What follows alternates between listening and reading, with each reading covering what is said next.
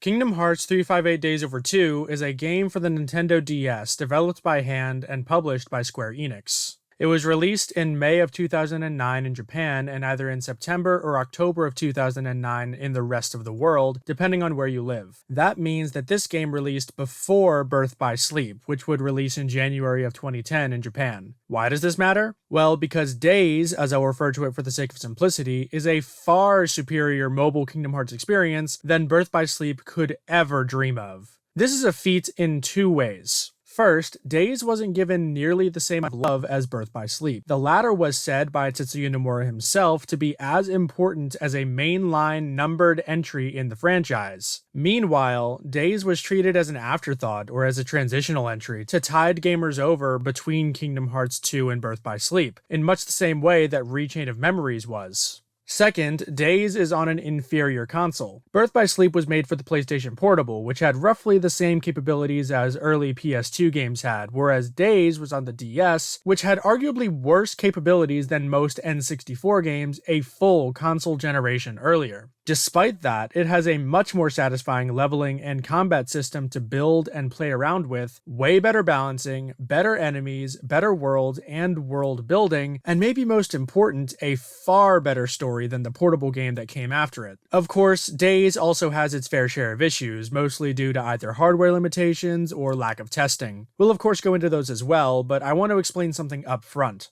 I don't think there has been a truly fantastic portable Kingdom Hearts game. I think the closest one was Chain of Memories, but I complained a lot about the balancing and world structure in that one, so that's not even close to perfect or even really comparable to any console releases. I make an attempt to temper my expectations based on the hardware, though I'm not always successful. For example, my expectations for Birth by Sleep were admittedly too high, and thus it disappointed me, especially after the fact, but that's something we'll get into in that video. In the same way, I can't compare Days to its brother and sister, Kingdom Hearts' 1 and 2, as it plays very similarly to and takes aspects from both entries. I obviously can't compare it graphically, I can't compare depth or style, and I can't even really compare pacing. Fitting what they did in terms of content onto a little itty-bitty DS cartridge was already impressive, so much so that Hand didn't even try to top it with their second and final entry in the Kingdom Hearts series with Recoded.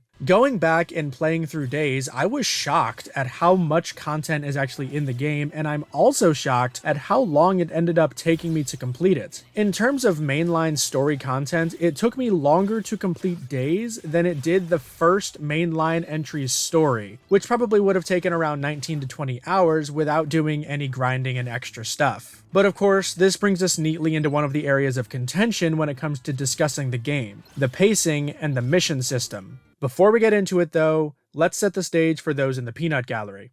Kingdom Hearts 358 Days Over 2 is a game that follows Roxas from his birth all the way until he fights Riku at Memory's skyscraper. That means that we're working for Organization 13 as they aim to collect hearts to ultimately complete Kingdom Hearts and gain hearts of their own. Okay, sure, but how much story is there really to tell then? Roxas joins, works for a while, and leaves because he doesn't like his job. But see, they introduced a brand new character whose sole purpose was to pad out the narrative and provide conflict and set up the final encounter, as in, why was Riku even at Memory Skyscraper in the first place? That character is Xion. No, I don't like her name. She's introduced right at the start of the game as a mysterious 14th member of Organization 13. Yes, I know that sounds stupid, but hear me out. Soon after Roxas goes through all of the tutorials and starts to get into the swing of things with his job, both he and Xion discover that she can wield the Keyblade just like him. And they're both only told that they're the only ones that can fulfill the organization's main goal, since they're the only ones that can collect hearts. The Keyblade alone has this power. Roxas, Xion, and Axel quickly form a bond of friendship, meeting every day after they finish their missions to have some sea salt ice cream on the top of the clock tower in Twilight Town. The Sea Salt Trio, as they've been dubbed by the community, is the central focus of Days, not just Roxas. A fair amount of time is devoted via cutaways to Axel's wavering loyalties between his old friend Saix and his new friends Roxas and Xion. Xion herself has an entire complete story arc that I'll go into later, but for now, know that it's mostly satisfying, and the game does a fair enough job of making the player relate and care for her. So that's the bulk of the game. Complete missions for the organization and watch the Seesaw Trio as they develop over the course of, hey, 358 days. With all of that established, we can move on to gameplay. So you might notice that things look a bit simple compared to Kingdom Hearts 2. You only have 3 options in your menu: attack, magic, and item, and you only have 1 bar that represents your HP. The immediate question from that description is, how can you use magic without an MP bar? And that question is answered differently in all portable Kingdom Hearts games. In Days, it's because magic spells are equipped between missions. See, Roxas's level, Keyblade, items, magic, and abilities aren't set in stone. You don't just get a dodge roll ability and then can dodge roll from then on. Rather, you have to manage his build using a panel system. Now, whoa, this looks both complicated and really stupid, but bear with me. And also bear with me, I didn't record the panel management optimally. I prioritized recording the top screen, so if it looks bad when I blow up the bottom screen in Premiere, forgive me. Basically, you have a grid, right? Throughout the game, you accumulate panels to place in the grid, and any panels placed in the active panel configuration are the ones you'll have access to when you go out on missions. So if I put down a dodge roll panel onto the grid, then I can dodge roll when on a mission. That's the basic explanation, and here's where things get complicated. In addition to plain old panels that you just place and be done with it, you also have link base panels. These are panels that you place, but have a field of influence that block off most other panels. Take the dodge roll 3 panel. You place it, and now you can only place dodge roll modifiers into its field of influence. This is where you're going to have to bust out your basic geometry skills. The key to making a good build is to optimize the space you have with your link-based panels. As far as I'm concerned, the only true requirement to get through the game is keeping up with your Keyblades. Most of them have field of influences attached to them, inside of which you can place unit panels, which boost certain stats or give you new abilities based on the gear or which Keyblade you have equipped. Priorities other than the Keyblade include level multipliers, where they double, triple, or quadruple a level gain from each level up panel placed in its field, magic modifiers, either giving you more casts of a magic placed in its field or increasing that magic's level, making it more effective, and abilities like glide, air slide, block, high jump, dodge roll, and of course scan. Beyond that, you can equip 1 accessory, which you can acquire many of throughout the game, and you can equip any items that you have room for. Personally, I tended to prioritize ethers and high ethers because magic is fun.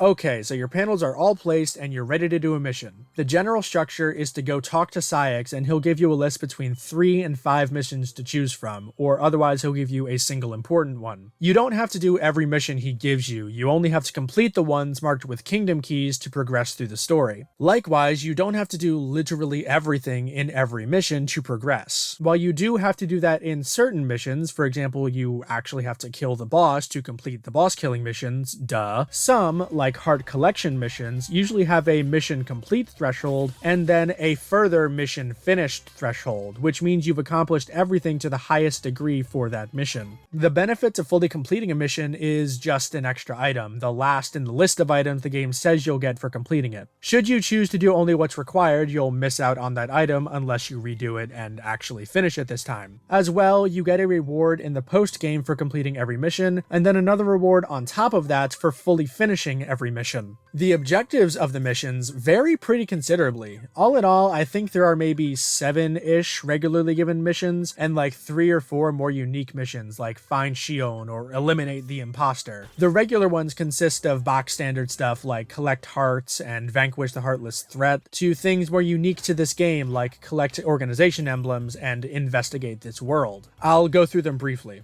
Collect hearts is box standard, like I said. I didn't mention this before, but this game capitalizes on the briefly mentioned concept of pure blood versus emblem heartless. Pure bloods are heartless that are naturally made from darkness and don't bear the signature heartless emblem, while emblem heartless were created artificially somehow, I think. For this game's purposes, the technicalities don't matter. Emblem Heartless release hearts, while Pureblood Heartless don't, so the former will be your main priority in these missions. These are as simple as going around to each available area and scouring it for Emblem Heartless. There's rarely an interesting twist placed onto this type of mission, and most of the later ones are relegated to being optional anyway. It's basically telling the player, hey, go grind for a while to keep up with the level curve. It makes sense in the story why they'd be here, but it doesn't make it particularly fun. fun, though by the same token, it's also rarely unenjoyable so long as you like the combat system in the game. Vanquishing the heartless threats and the more unique variation in Halloween Town is just a boss fight. I'm lumping in the go kill a specific heartless missions too because it's the same thing, but multiple mobs instead of just a singular boss. There's sometimes interesting twists like having to enter the tournament in Olympus, and most if not all of the time there's a cutscene bookending the encounter, but these are just boss fights. The majority of them are against supersized versions of regular enemies, so they're rarely mechanically engaging either, which is unfortunate. However, I will go over the unique encounters later on, so just hold tight for that. Collecting organization emblems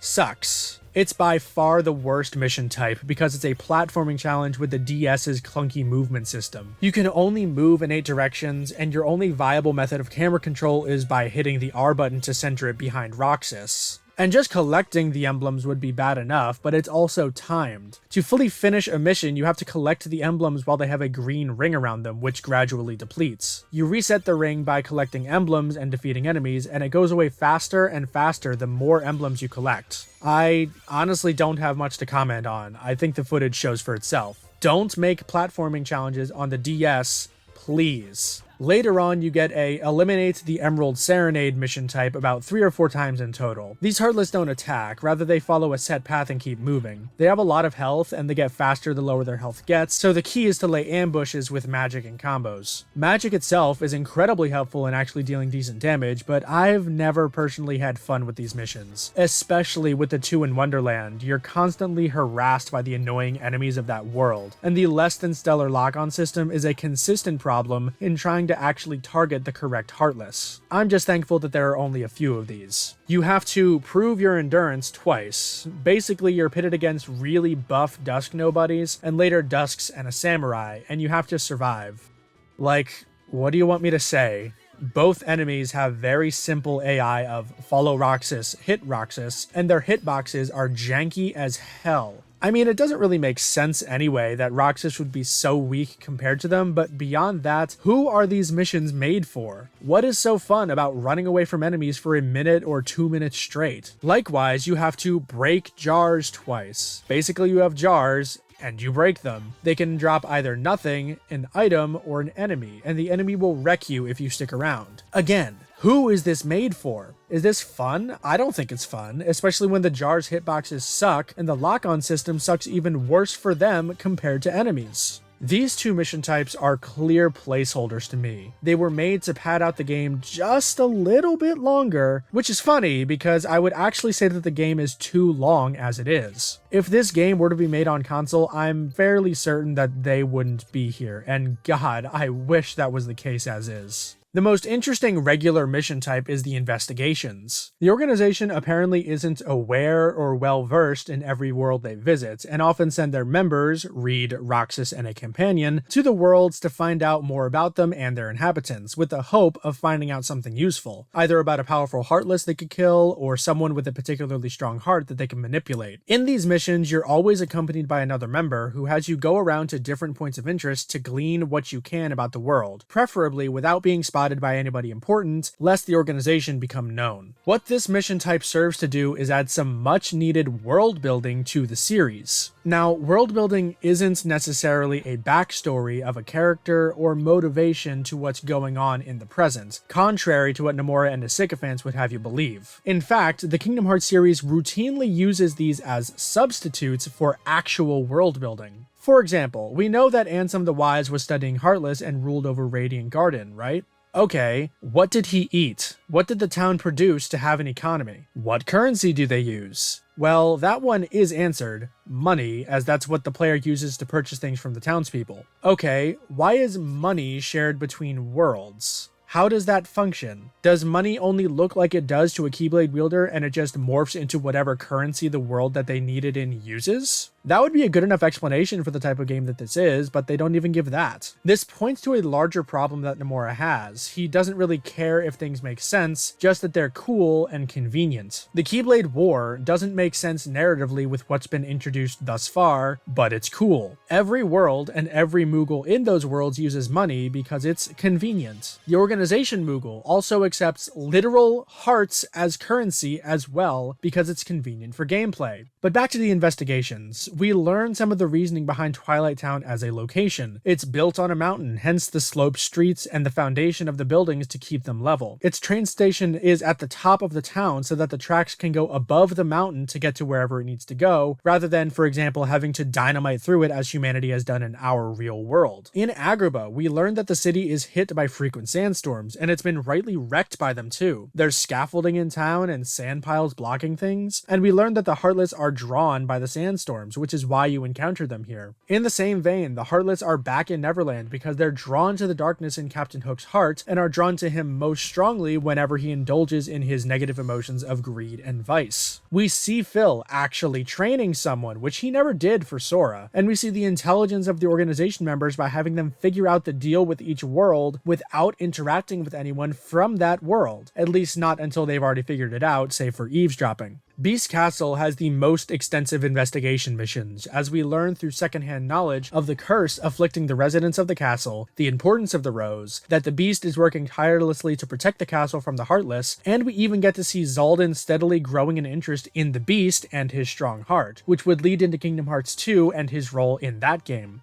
Now, don't get me wrong, there isn't nearly enough world building, but it's a good start. I can only hope the next entry keeps this kind of thing up. On the subject though, it's very clear that Wonderland was an afterthought if ever there was one. It has no investigation missions, only ones where you have to kill Heartless and collect hearts. You don't interact with any character but the Cheshire Cat, who speaks in riddles while helping Roxas for some reason I can't fathom, and its big bad Heartless boss has nothing to do with the story, whereas the other worlds had world-specific reasons for the Heartless appearing. The Antlion was the Heartless that was causing the relentless sandstorms in Agrabah. The Infernal Engine was trying to lay siege to Beast's castle. The guard armor wrecked the games in Olympus. The ruler of the skies was born out of Captain Hook's darkness. The Leechgrave was eating all of the Heartless in Halloween Town. But the Crimson Pranksters didn't have any such story significance. It was just there, and you kill it after a certain point that seems arbitrary to me. That said, the unique Heartless bosses are all pretty good, though some of them can be a bit cheap when it comes to comboing you.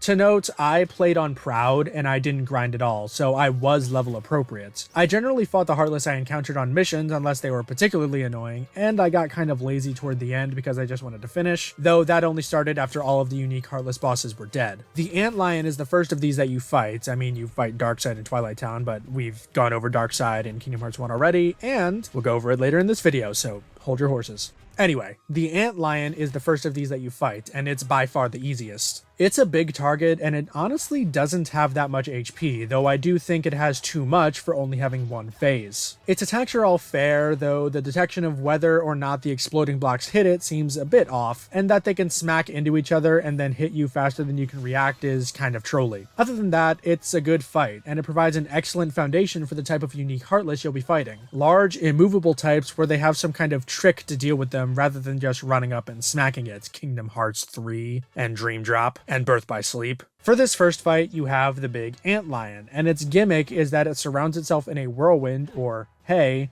a sandstorm. It shoots out blocks that explode after a short time, and you have to hit them back at it to knock it out of its wind to open it up to conventional hits.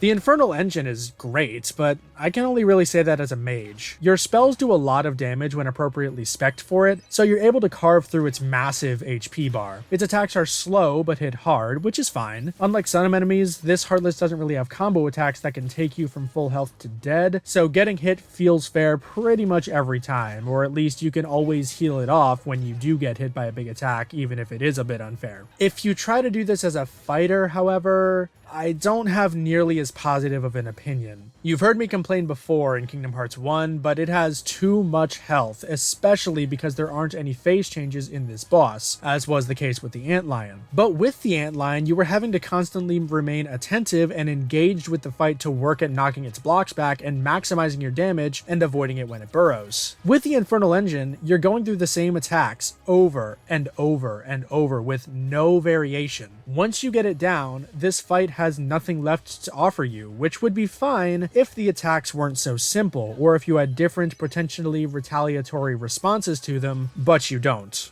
The guard armor is much worse than it was in Kingdom Hearts 1. You can only hit its head. It will do 2 rounds of walking at you and swiping, during which it can easily combo you, which sucks, and then it will jump, lose its head, and then its limbs will separate. Its feet just walk around and its arms do the spinning move periodically, though it only has a single hitbox. That is, if it hits you once or you block it once, it no longer has a hitbox and can be safely walked through. You destroy its limbs, then you destroy its head, and then it's dead. The fight will play out the same every time, and it's worse with the palette swap you fight towards the end of the game that has bonkers defense. That said, it's not nearly the worst boss in the game. To me, that honor belongs to the Leech Grave. Gravelord Nito here isn't even really a fight. If you try and actually attack it, you'll get wrecked. So you instead ignore it and go after its 4 little hands whose hitboxes suck, and then it collapses and takes more damage. It recovers, you kill its hands, you hit it, repeat until it dies. Just the fact that you can't even fight Nito directly is frustrating. I feel like it would be more fair if you could at least use magic on it, but it's completely immune to spells, so no luck there. I have a hard time deciding if I actively don't like this fight or if I'm simply apathetic towards it. On the one hand, it is visually interesting, and it is a very cool concept that we haven't seen before or since in the series, but on the other, fighting it is always boring, so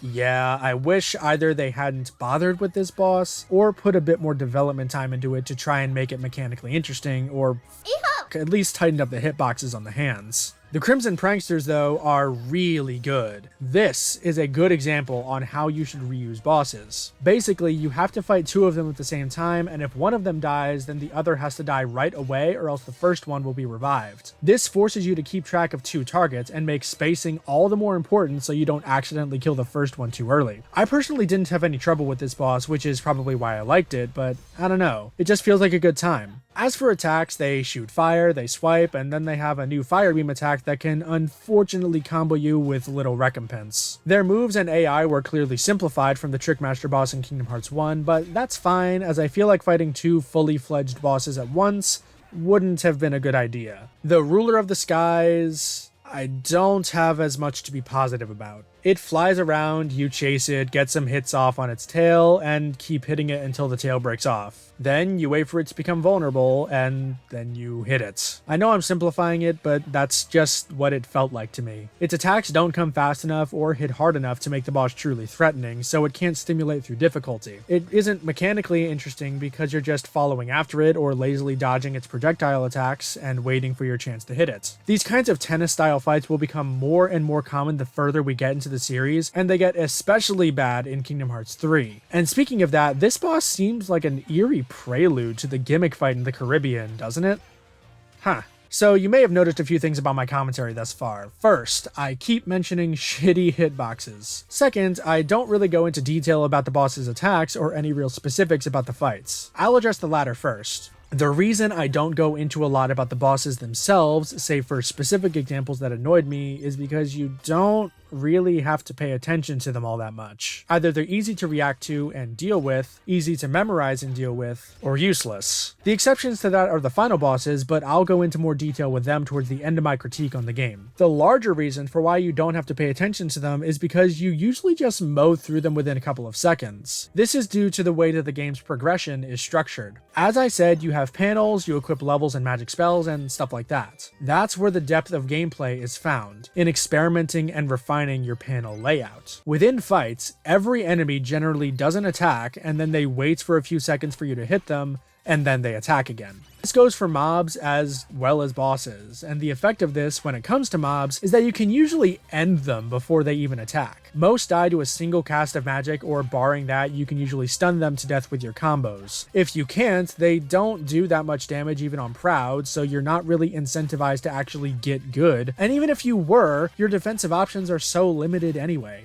You can block, dodge, and jump, but you can't do any of them out of a combo. Depending on your weapon, your combo can be quite long, so once it's initiated, you're kind of hung out to dry. Beyond that, you have a massive delay between every one of your actions, so if you aren't playing it super safe all of the time, you're basically guaranteed to get hit by any enemy that doesn't immediately stagger to one of your hits. Not to mention, even if you were playing it super safe, there are several things that are out of your control. Just off the top of my head, you oftentimes have AI party members that can unpredictably affect a powerful enemy's aggro, so you won't know when to expect an attack like you normally would if you were alone. As another example, some enemies react poorly to the environment and act erratically based on that. The takeaway from both of those is that you can't reliably avoid damage in this game unless you get lucky with the environment and party members, and are playing it super safe. The problem is that playing it super safe isn't very fun, so you'll want to play aggressively. The second of 3 big issues is bad hitboxes. Now, I know that this is a DS game, guys. I know that expecting pristine hitboxes is unreasonable even for most console games, but that doesn't mean I can't be annoyed by them. Where it annoyed me the most, surprisingly, was with the spells, specifically with Fire and Blizzard. They explode if they so much as graze anything but the air. Fire has it slightly better since it's tracking curves to the enemy rather than by going in vectors like Blizzard does, or lines if I don't feel the need to pretend to be smart. Still, both have a nasty tendency to just explode against walls. I'll admit that most of this is my fault. You know, I got too used to rechain of memories auto-correcting your facing to cast a spell at an enemy, and I would more often than not shoot it off in a random direction, especially at the beginning. I got noticeably better with aiming my magic spells as I went through days, so it's not like there isn't any skill involved. The environments do have understandable hitboxes, they just take some getting used to. Where it's perhaps more inexcusable though is with the enemies. We'll jump to the worst example of this to show how bad it can get, with the caveat that despite the bitch storm that's to come, that it's rarely as bad as this. I'm also aware that part of the problem is poor tracking with your combo attacks, but that's for another part of the video. Look at this. I'm locked on, I'm not touching the D-pad, and hitting these arms is like, well, it's like trying to stick your dick in a Cheerio. The game is incapable of autocorrecting my strikes to hit it, save for 1 or 2 of my potential 3 hits. Before you say that the game shouldn't be autocorrecting me, know that with this weapon, it heavily autocorrects Roxas' position on the second hit, the upward slash. The hands just move way too erratically to make for any amount of consistency. For another example, with one of my final weapons, the ground combo does this fast finisher of multiple hits followed by a jumping slam, but the enemy is incapable of actually staying in the path of the strike. The game instead seems to extend my Keyblade's hitbox to still hit them with the final strike, even though they're roughly 7 miles to either side. This is also an example of poor tracking, that Roxas doesn't just face toward the enemy when they come out of alignment of his combo. It just happens to be in favor of the player. As I'm writing this analysis and I'm just kind of going through things as I think of them and as it flows well, I'm surprised that I don't have more to say about the enemies themselves, because I believe there's technically more variety here than in almost any other game, but that's just it.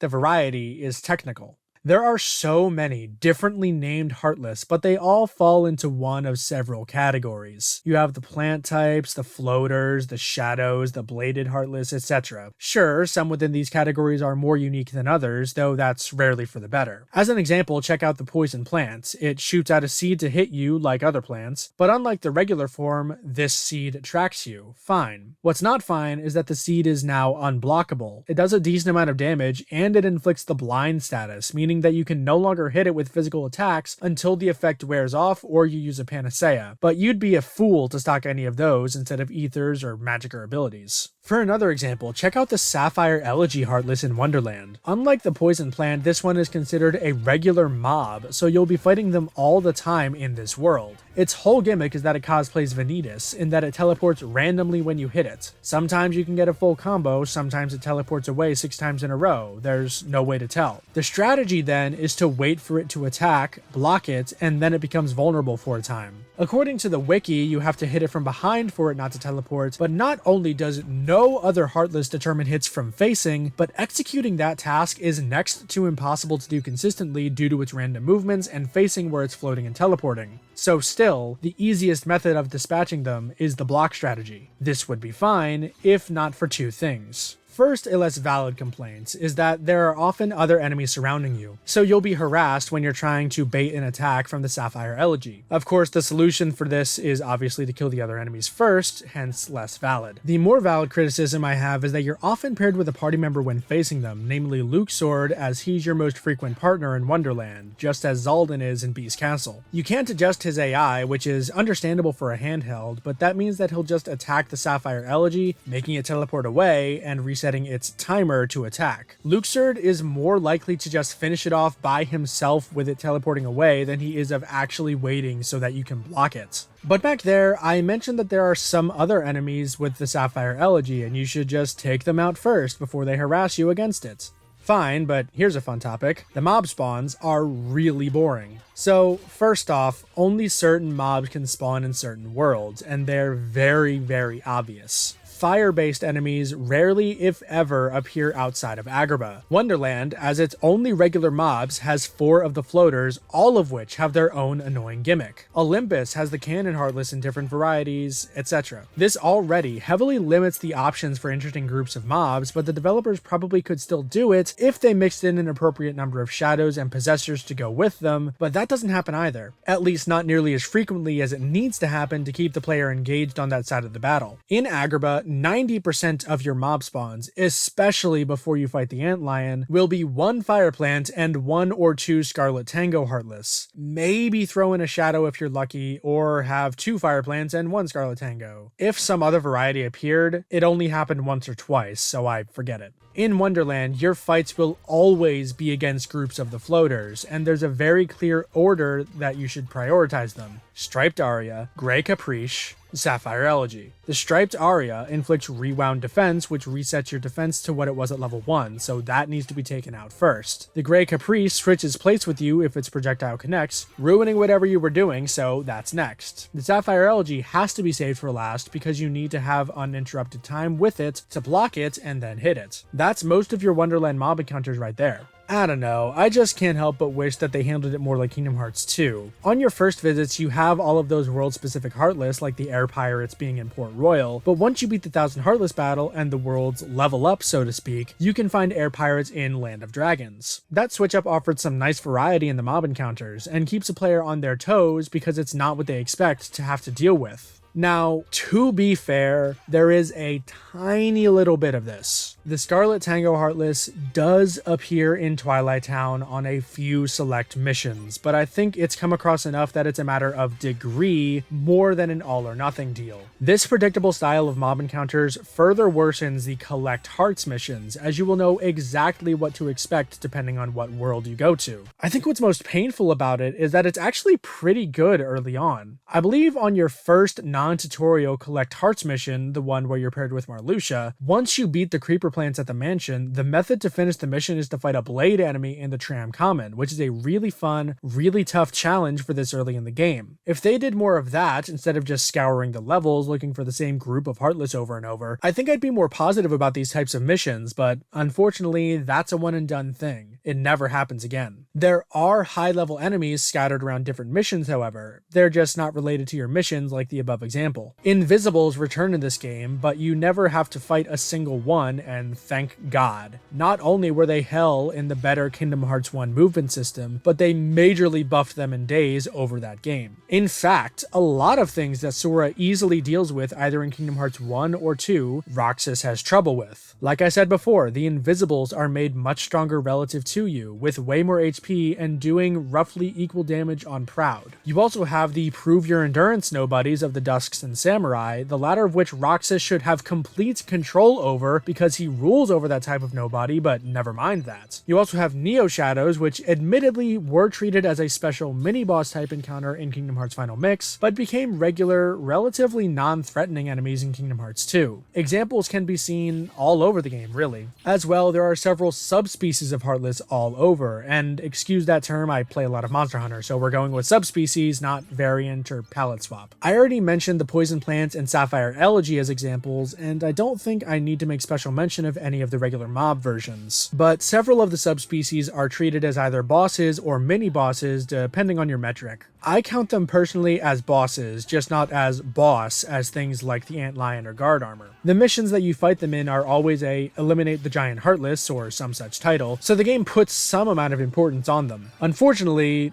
With things like the poison plant, the different blade enemies, and the wyvern subspecies, there's not much to say. There are little to no moveset changes between these different subspecies, just different elements attached to their attacks, or maybe they're bigger or faster than the regular version. The only difference is that subspecies usually have like one extra move compared to the original version, which is, the little that I mentioned earlier. So as an example, the elemental blade enemies you fight later have a charge slash and a jump slam, where the base version only has the spin into the thrust. But all of the subspecies share those two new moves, so the variety stops there. For another example, take any variations of the creeper plant. The original version can only shoot its seed in a straight line. We've already discussed that the poison plant seed tracks onto Roxas and is unblockable, so that's move change number 1. Move change number 2 is that it rears back and repeatedly slams its head into the ground. I chose to talk about the plants specifically to bitch about this move. The plant is invulnerable during this attack as far as I know, though I personally didn't try to use magic on them as they weren't enough of a threat to justify using a cast for me. Their entire head becomes a hitbox, and it's a lot bigger than you think. As well, you don't even keep your lock on through the attack. The head literally can't be hit no matter how well you aim your Keyblade strikes.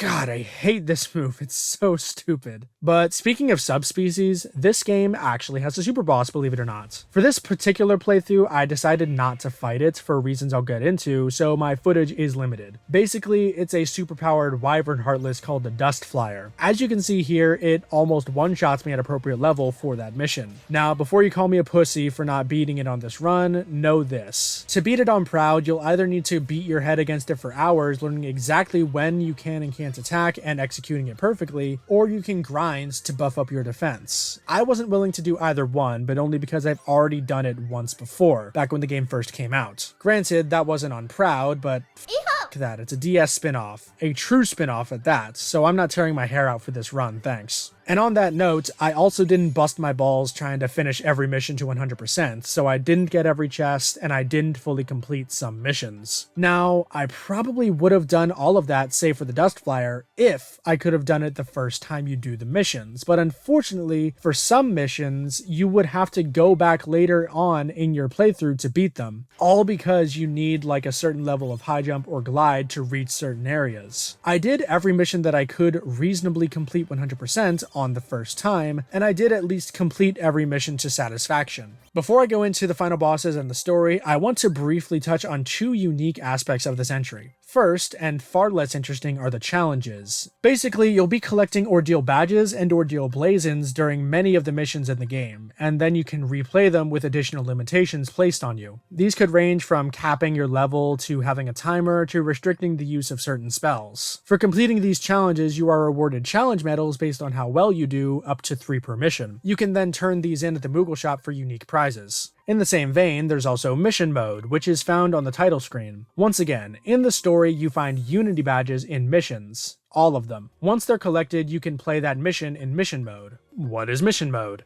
It's co-op. You and up to 3 other people can connect your DSs together and play missions. Normally, this would be really boring. You'll have 4 Roxases doing the work of 1, so what? Well, in mission mode only, you can play as any of the organization members, and they all have unique stat spreads and unique weapons for all of the gears in the game, complete with different movesets. As you gain ranks through the story, you can also unlock other characters like Riku, Donald, and Goofy to play as well, marking Donald and Goofy's sole solo outings. For beating every mission and loading a completed save, you can purchase an item that lets you play as Mickey, and if you beat all missions 100%, you can buy an item that lets you play as Sora, whoever the hell that is, making for 19 total characters to choose from, which is totally bonkers. But for awesome as that is, in the end, they're the same missions as usual. True, the enemies are stronger to accommodate for multiple players wailing on them, but you'll still be collecting hearts against the same boring mob spawns, the same bosses, the same investigations. So, if you want to do that, be my guest.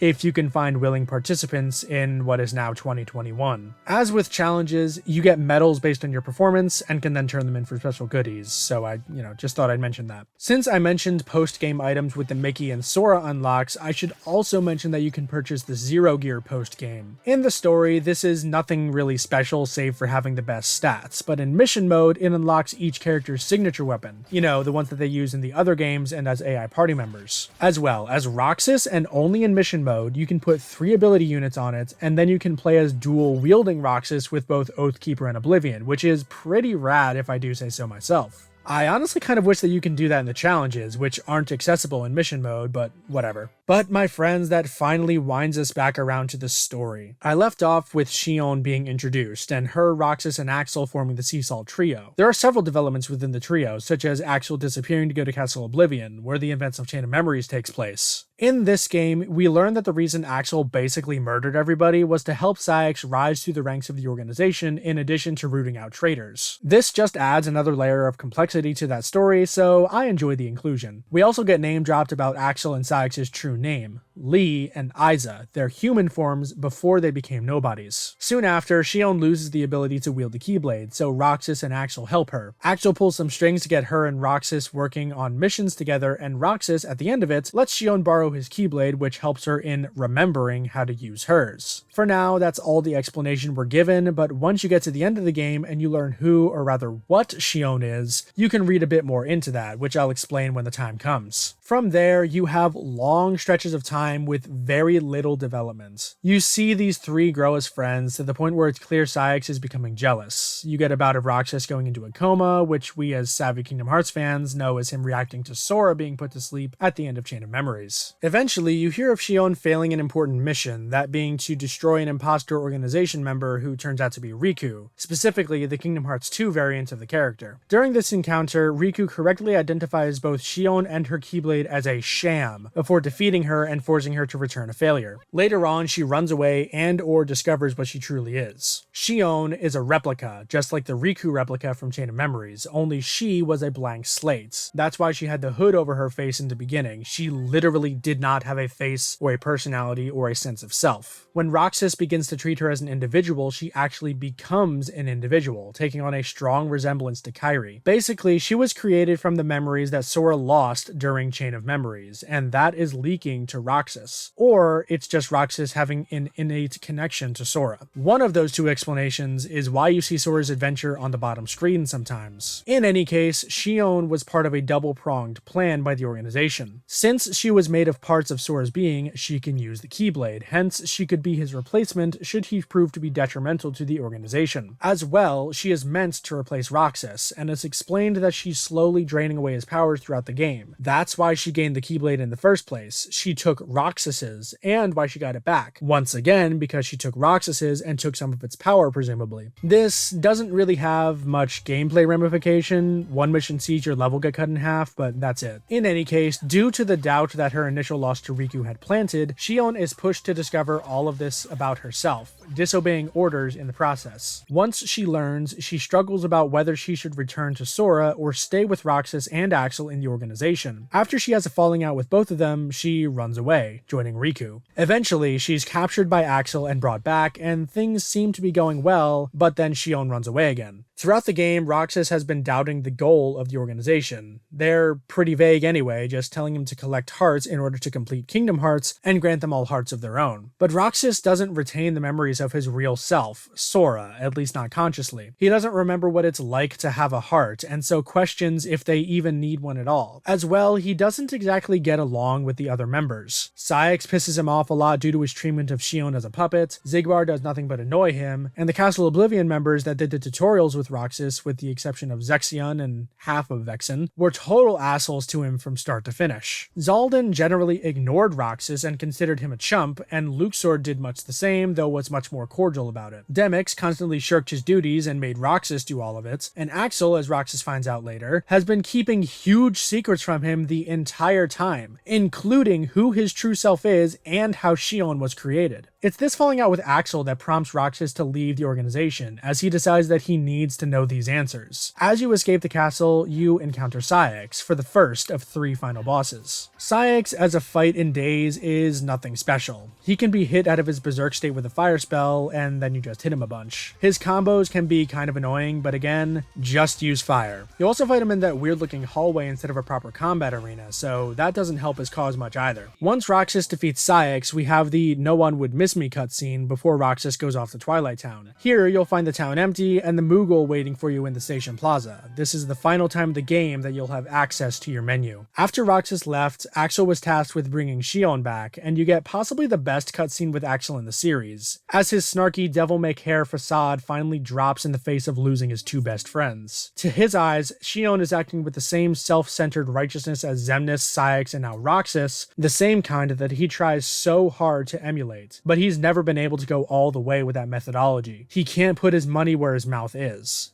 But Xion can. She raises her Keyblade to fight him, finally getting through to him that there's no getting through to her. In response, Axel lashes out and gives some of the best delivered lines in the entire series. If they continued Axel in this direction with his character, I wouldn't mind seeing his returns in later entries that much, but they don't. But for now, I'll just let this cutscene speak for itself, especially with the awesome music. Why do I always get stuck with the icky jobs?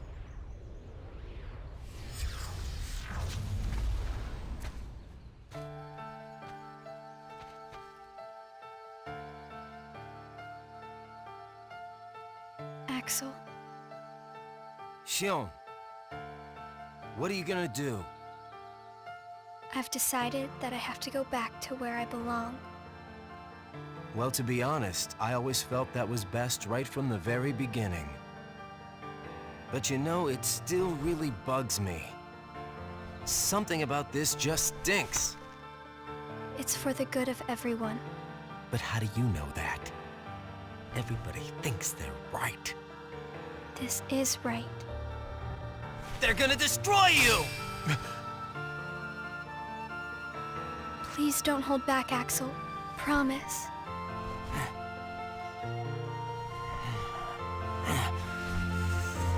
What's your problem? You both think you can do whatever you want. Well, I'm sick of it. Go on, you just keep running. But I'll always be there to bring you back!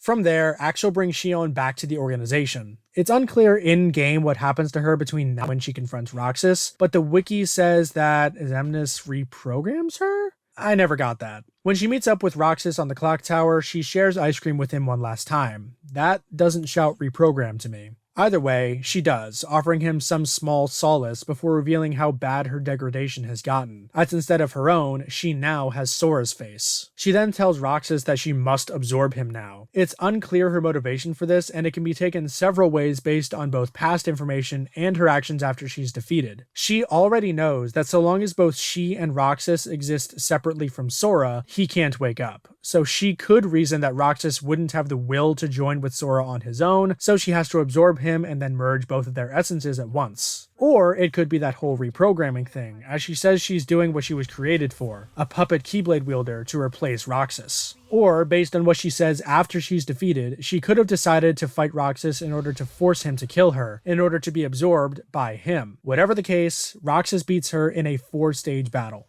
The first phase is totally unremarkable, just a standard fight. I personally found the second to be the hardest phase because she has Ragnarok, which in this game is absolutely bonkers and takes you from full health to dead, no question I'm proud, so I had to learn to really be careful here. Other than that, she has a physical combo using moves from KH1 Sora, and a move where she vacuums you to a spot and then hits the spot with an unblockable attack. Her third phase is a really good duel, at least for DS standards. It shares many similarities with phase 2, but with a different physical combo with both a normal variant and an unblockable one. Both phase 2 and 3 have a heal where she floats up in the air and encases herself in a bubble, but while it's only a partial heal in phase 2, it's a full heal in phase 3. You can prevent her from doing it by hitting her before she forms the bubble, at which point the animation is interrupted. She also has a wider version of the vacuum slash. As well, blocking her strikes isn't as effective effective in this phase, and not just because of the unblockable combo. If you block her big downward slash, she'll quickly follow it up when you think she's open, so she's coy like that. I really like Phase 3. It stands out as the best of the 4. Phase 4 sees her go kaiju, and it's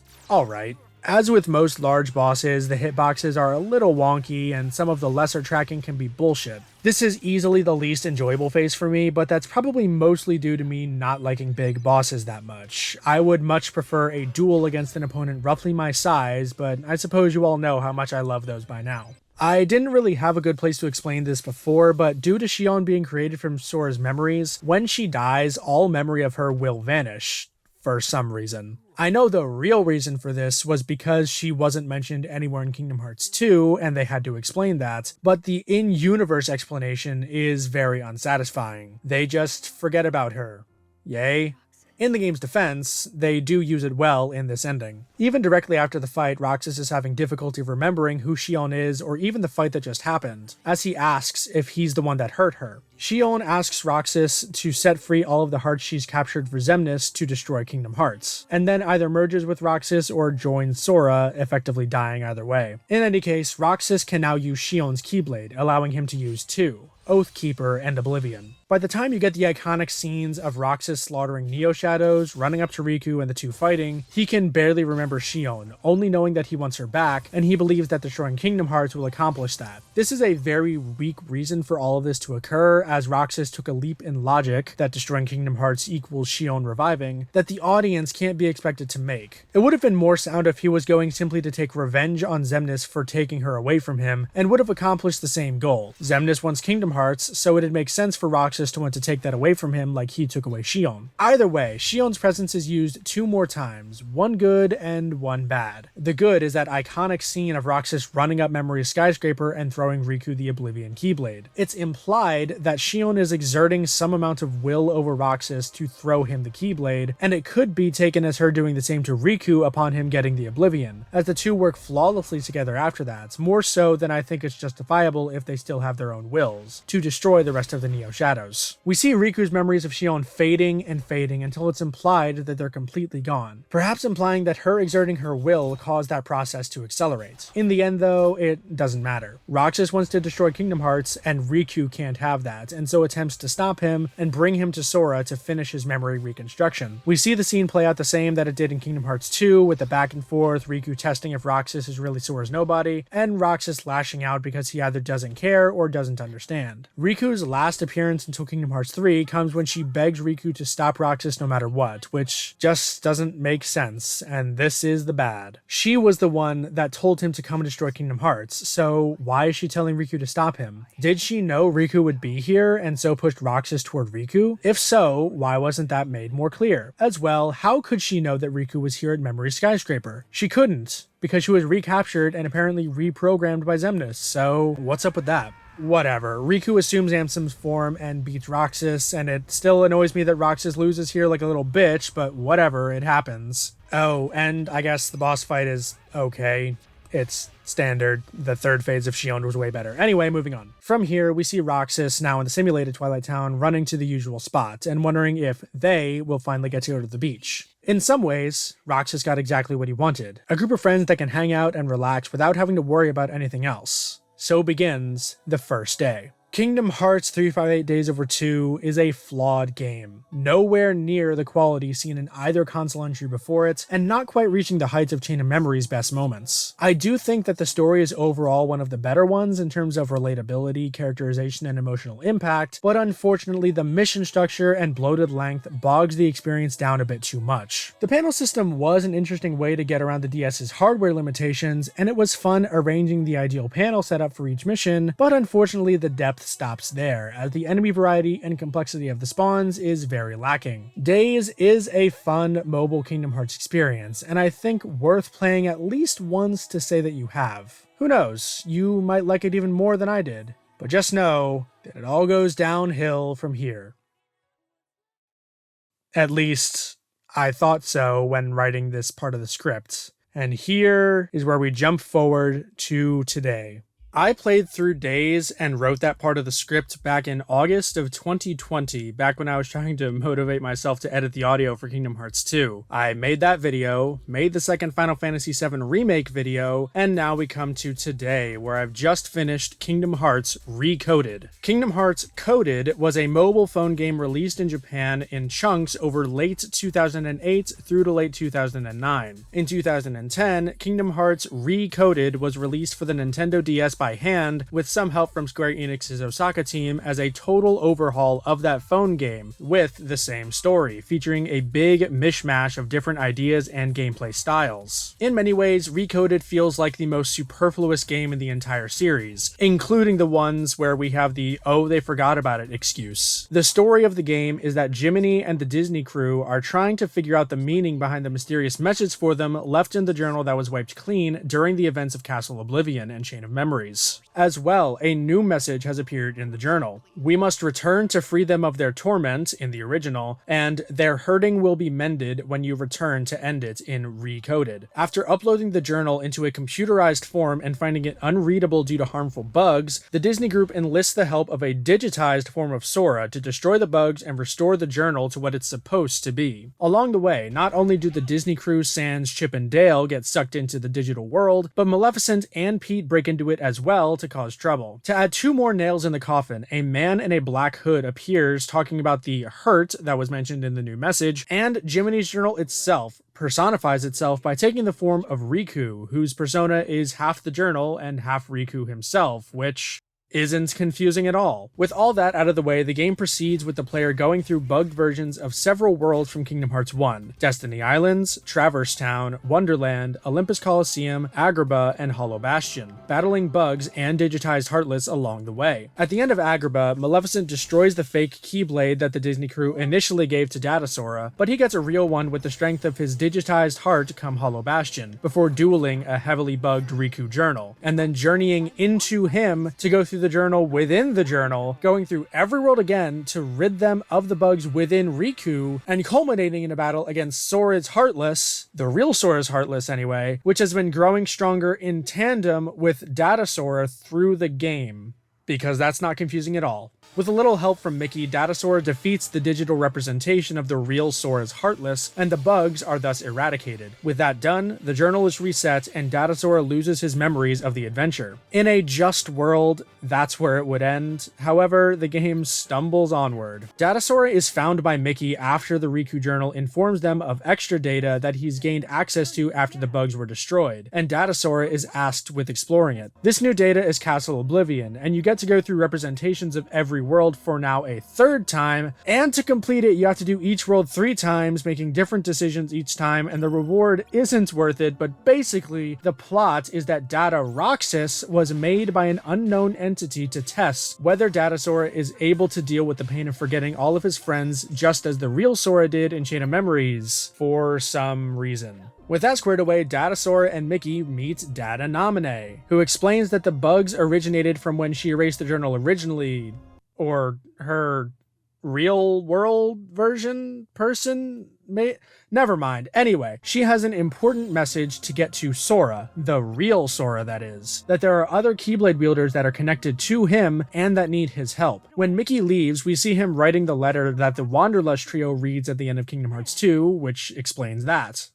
So, I just went over that in a big rush, and that was very intentional. Even though I may like some of the dialogue in the game, there's no denying that a lot of it ends up being pointless and contrived, and the entire reveal at the end is just terribly thought out and confuses the larger Kingdom Hearts narrative so much that honestly, you don't really need to care about it. The other games explain things better, and because this one does it so poorly, it makes it really hard to care about anything that happens or even really understand what the stakes are. Like, the bugs are localized to an issue within the journal, and the entire thing and every character inside is just a collection of zeros and ones. So when the characters state that things are life and death, and we can't let Sora's Heartless get out into the real world, and, Donald and Goofy risk their real lives to protect a digital version of their friend, not the real one, It just serves to confuse me. As well, the localization for this game is terrible, especially when you get to Castle Oblivion, with characters insisting on only using the word hurt instead of others like pain or suffering, or even torment like they use in the original Coded, which comes off as awkward at best and actively bad at worst. I really hope I don't need to dwell on this, it's just so blatantly awful. And Recoded admittedly has a lot of other things going against it. For one, once again, we are going through the same worlds as Kingdom Hearts 1, and once again, this is this version of Sora's first time meeting all of these characters. And they have the same music, a lot of them have the same layout, they all have the same aesthetic, and like, when Chain of Memories did it, I thought it was fine, but here,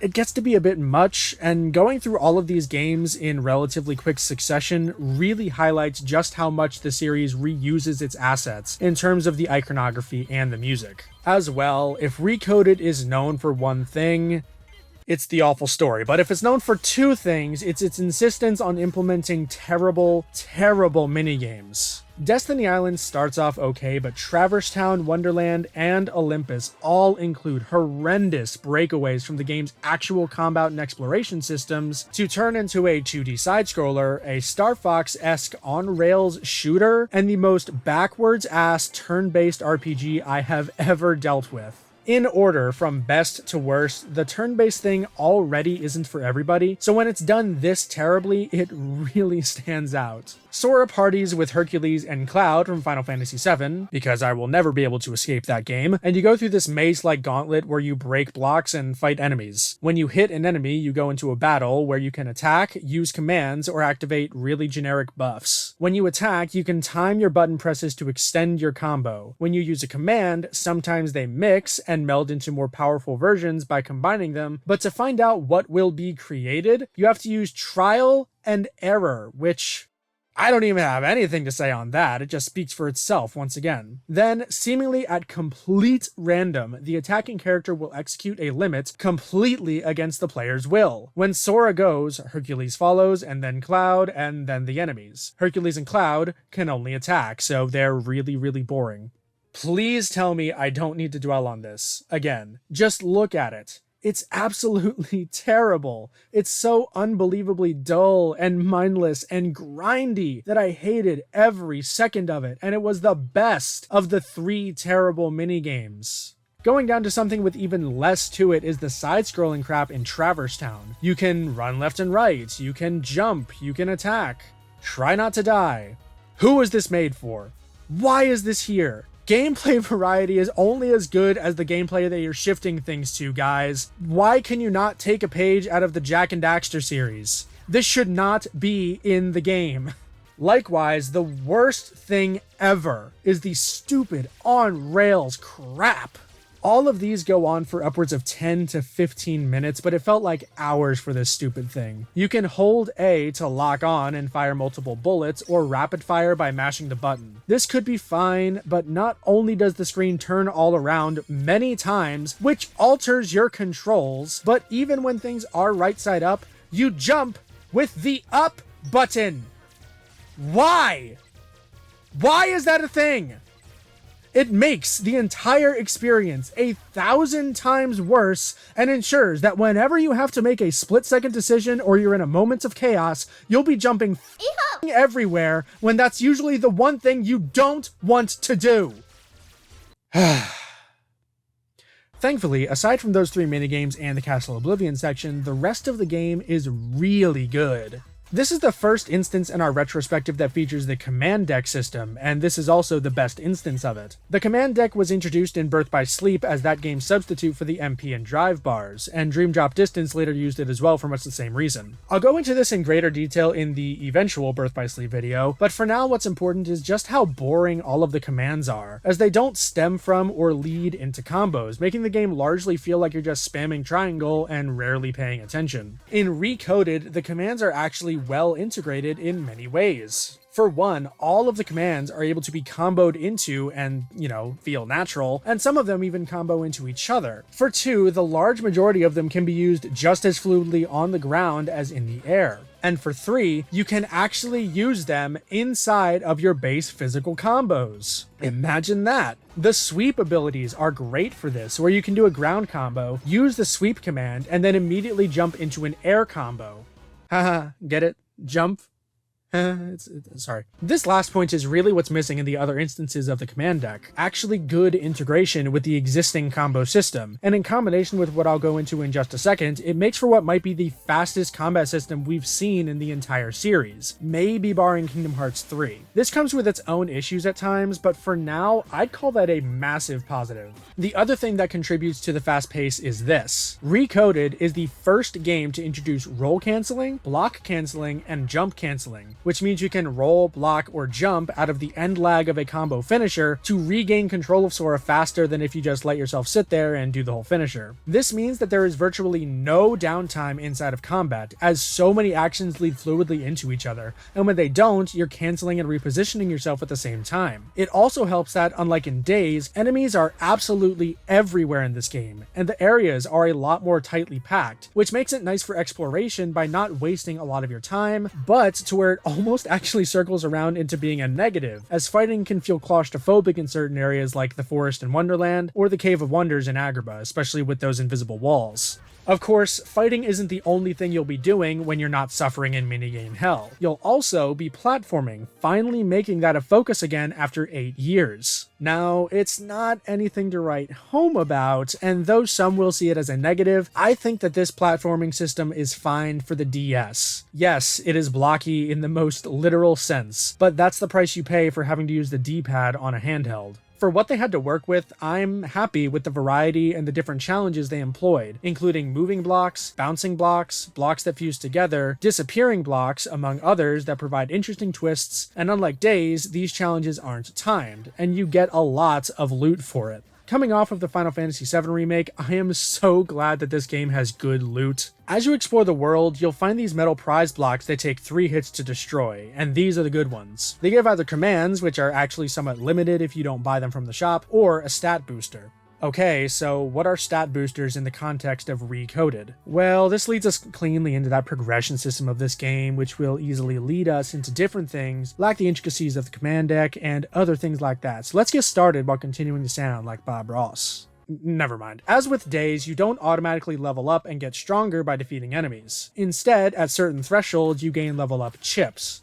What do you do with them? Well, let's take a look at the stat matrix. Whoa, okay, so this looks really complicated and super dumb and just like really stupid, right? Well, actually, there's a fair amount of depth to be had in maximizing Sora's stats, though his build will generally remain pretty even throughout the game. Basically, you have these core nodes, or CPUs, that spawn after you complete a world, and you can place any chips that you have next to it, and then you can follow along these paths outward. The paths themselves lead between different CPUs, with branches to extra abilities, or a new command slot, or a cheat, or something like that. The chips that you place on these paths determine Sora's stats and level, so putting in a level up chip will increase his level by 1. The interesting part comes from the dual processing mechanic, where if you have chips connecting a full pathway between different CPUs marked gray instead of the usual yellow for the optional paths, all chips in that path will have their effects doubled. This, combined with the genius feature where you can replace existing chips with others for free, makes for some neat min-maxing opportunities. In general, level up chips are invaluable as they increase all of your stats by 1, or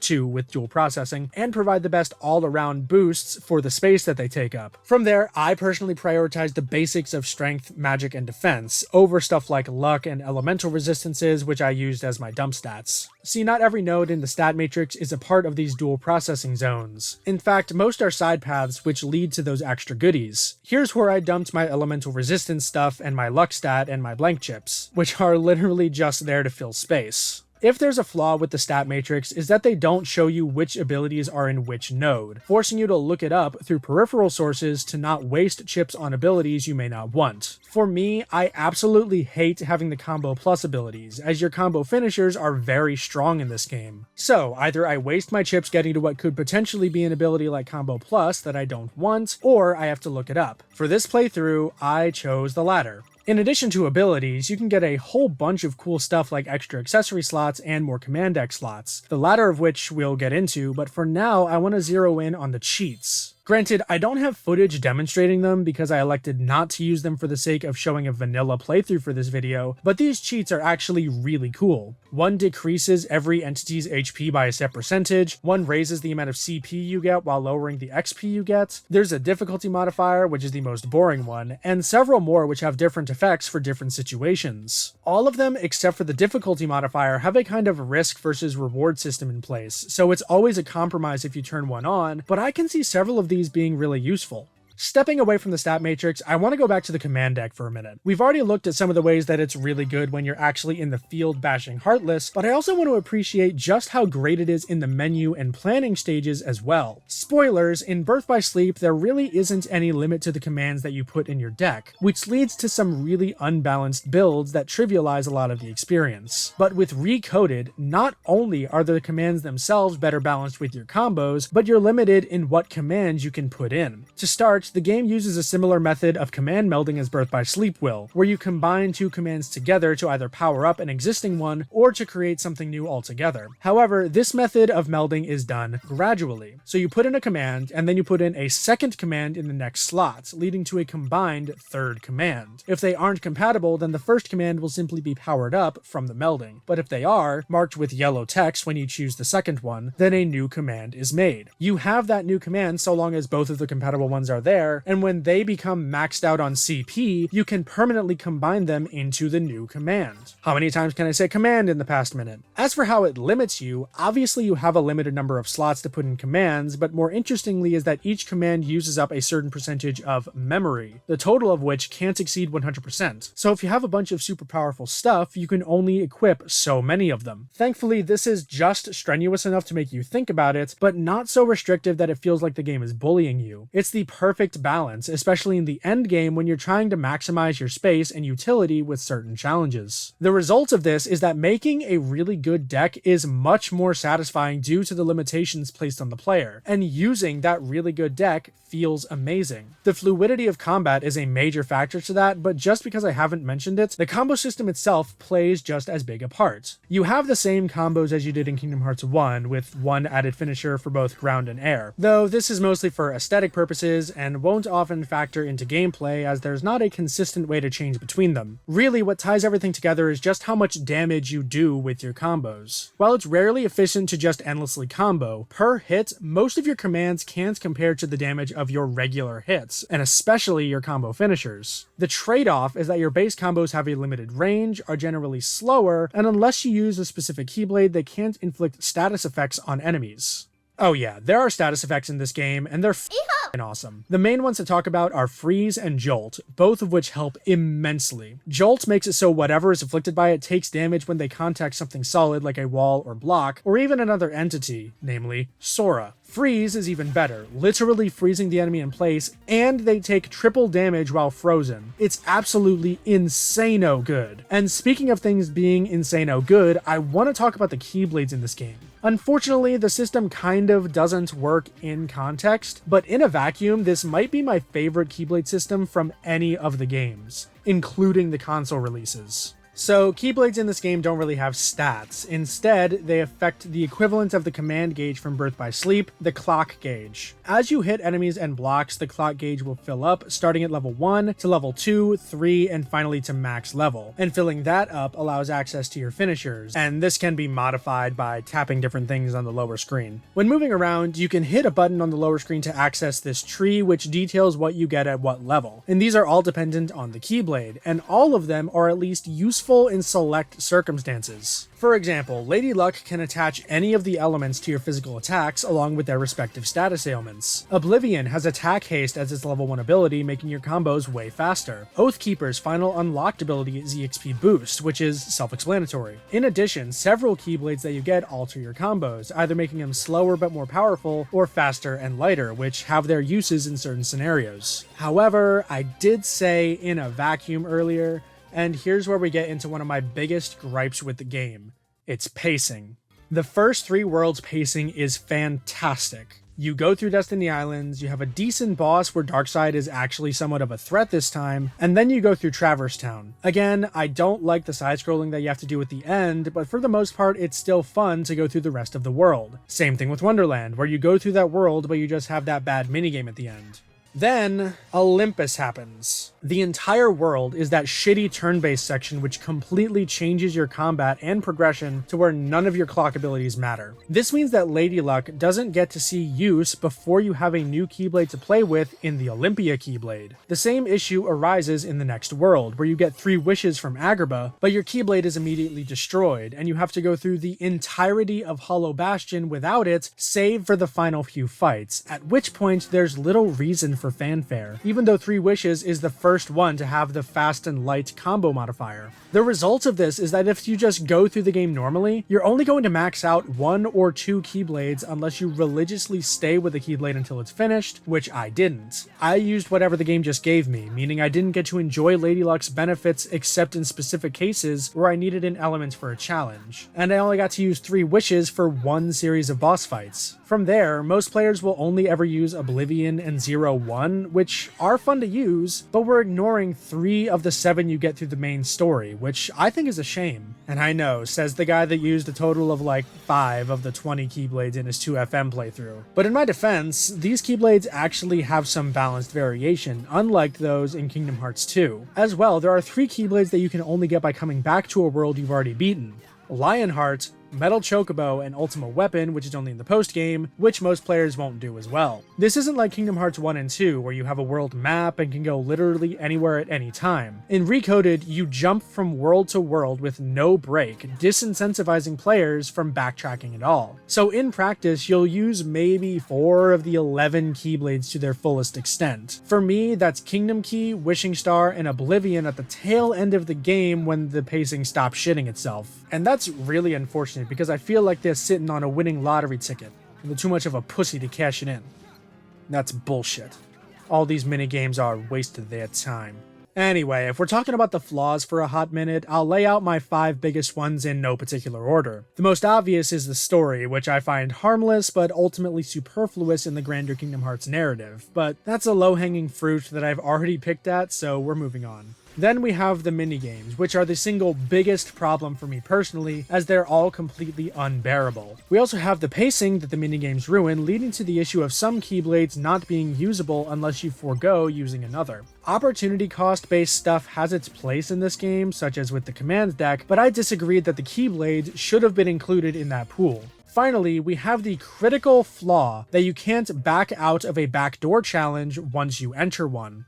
Backdoors are where the bulk of this game's combat take place, rather than actually in the worlds themselves, and I'm 100% sure that this was due to hardware limitations. So, Sora will find a weird glitch in the Matrix, and then intense music will start playing. From there, it's a game of hot and cold with the background beeping to find where the game wants you to go. When you find the specific spot and are given a prompt, you can break open the fabric of reality and create a backdoor. You then enter it and have to do a series of combat challenges where you have to explore this basic labyrinth and kill the glitched Heartless inside. In backdoors, you start with 500 SP, and you can bet either 10%, 25%, or 50% of your current SP on whether or not you can complete the challenge given.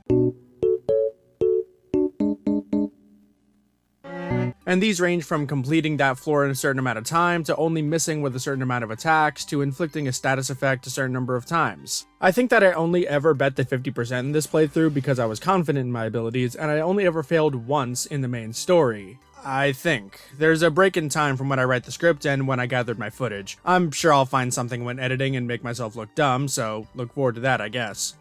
Anyway, back to the backdoors. I really like them, even if by definition they get extremely repetitive after a while, where you have the same visuals and the same objectives, and there's only like 12 rooms that the game shuffles and cycles through. Despite those obvious drawbacks, there was a clear effort to make each of the backdoors as interesting as possible, in both the fun and the frustrating way. For an example of the latter, one of the late game challenges was to only get hit a certain number of times, and the floor was filled to the brim with danger blocks enemies, which damage Sora on contact. Another one was to only miss a certain number of times, and the enemies are all fast-moving flying enemies like air soldiers and invisibles. And I mean, I could go through each backdoor and give my thoughts on them, but I feel like that would be gratuitous even for me, who made a nearly 5-hour-long Kingdom Hearts 2 analysis where I did just that with that game. Ultimately, my point would boil down to, if you jive with the combat system of Recoded, you'll like these backdoors and the challenges within them. If you don't,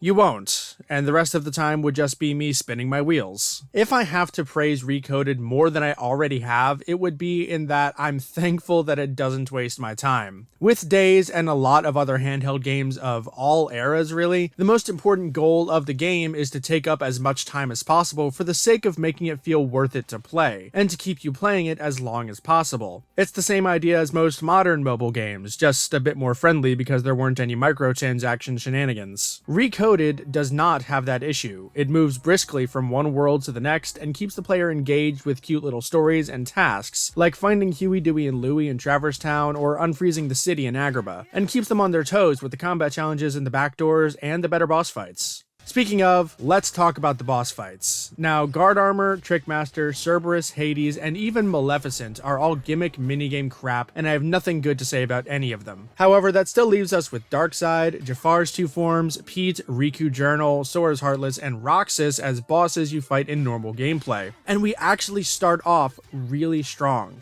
I don't know how they did it, but they actually significantly improved on the Darkside fight. For one, they made it a multi-phase encounter. In the first, we have pretty standard fare where Darkseid slams the ground, holds his fist there for you to hit it, and spawns shadows to distract you. His only other attack that I saw was him spawning blocks and making dark orbs rain down on you, with the challenge being getting to the prize block safely for extra points, which is kind of mundane, but it's still an effective way to keep the player engaged this early in the adventure. In Phase 2, his slams make danger blocks spray out from the point of impact, and the goal is to destroy the 3 blocks that make up Darkseid's arm, at which point he leans down so you can hit his head. His other attack in this phase is shooting what is effectively a staggered beam of blocks your way, which, despite the animation, tracks to Sora's position, so you'll need to be on your toes. Finally, he takes the form of a block inside a tornado of danger blocks. This phase is perhaps the least interesting, but again, for so early in the game, it's still a fun and engaging bit of hit and run. The key here that I think makes the fight so memorable is the amount of effort Hand put in to not only differentiate this Darkseid from every other one in the series, but also how well they tailored it to the bugs and the datascape concept by making him literally be made up of blocks. If this were a smarter series, I'd say this was a meta commentary on the facade of game development in general, where everything is held together with duct tape and the seams are all just out of sight and all that other garbage, but I won't go into that.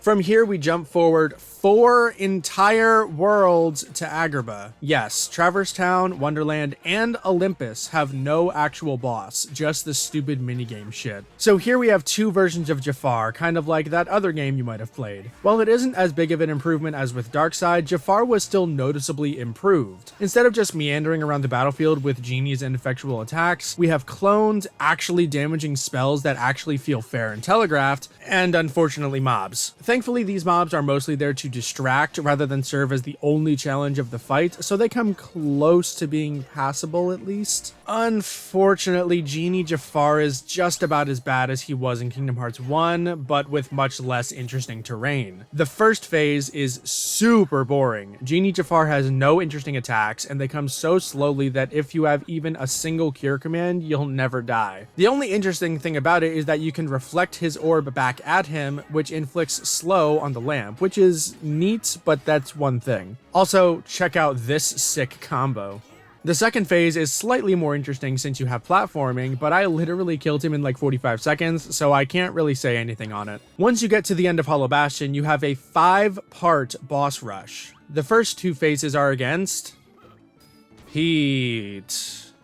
Well, it's definitely a Pete fight. It's worse than in Kingdom Hearts 2 because Recoded is a clunkier game than Kingdom Hearts 2, but I guess it's enjoyable enough in the moment. He has his ball attack, his firecracker thing, he has a punching combo. Sure. In Phase 2, he can turn into a lightning thing where all you have to do to avoid it is to run around in a circle, so... I mean, I don't know what you want me to say. It's a Pete fight. Go watch my KH2 video for my feelings on them. From there, we have 3 fights against the Riku Journal, each one getting progressively harder than the last. These are very enjoyable, especially considering it's on the DS. Real talk, this is a better standard duel than anything we'll get until the Kingdom Hearts 3 Remind DLC, so enjoy it while it lasts. It's just Sora against the humanoid opponents, and it's good stuff. Riku's attacks are fast, but they're only really a threat if you continually react poorly. A single hit will rarely be of much consequence, so you can focus on countering and going on the offensive most of the time, which is how this game's combat works best. From there, we have a 3-stage battle against Sora's Heartless. First, let me just adjust my menu, and then nice.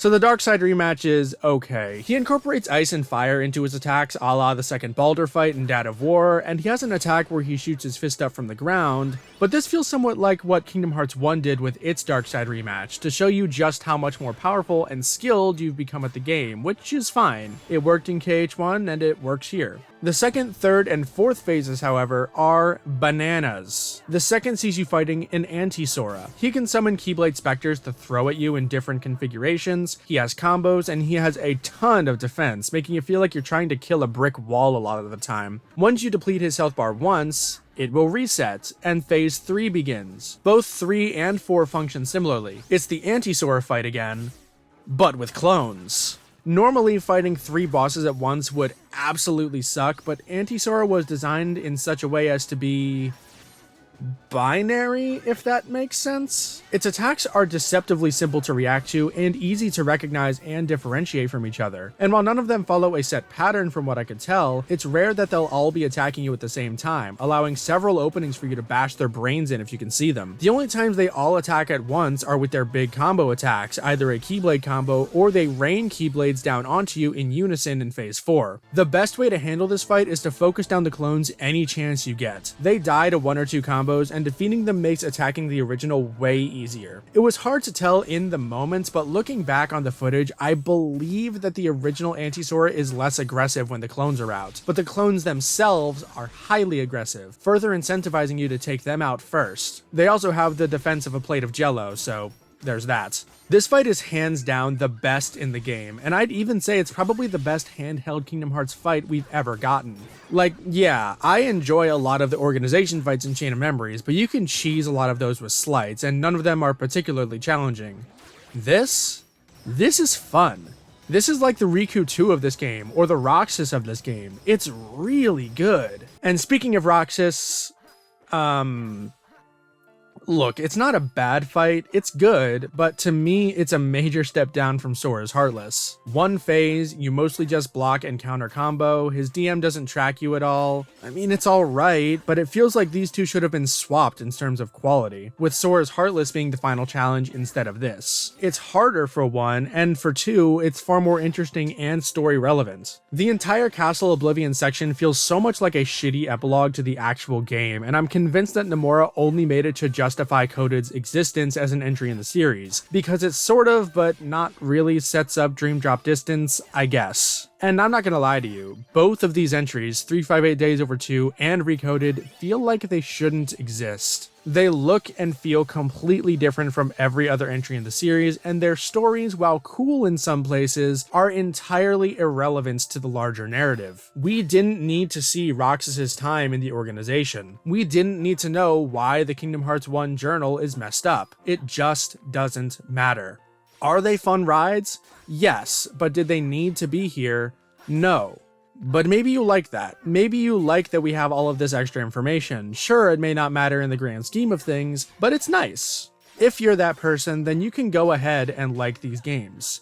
Hell, I like them. I think Days is about a 6 out of 10 and Recoded is a 7 out of 10. That's a pretty high bar for my book, believe me. They're fun, they're action-packed, they have stories that twist and turn, and all of that other Stan Lee stuff. While Days suffers from poor pacing, Recoded is fast-paced and exhilarating in its best moments. Days is a slower game with a more methodical leveling system, while Recoded can be beaten in like 10 hours on the second highest difficulty.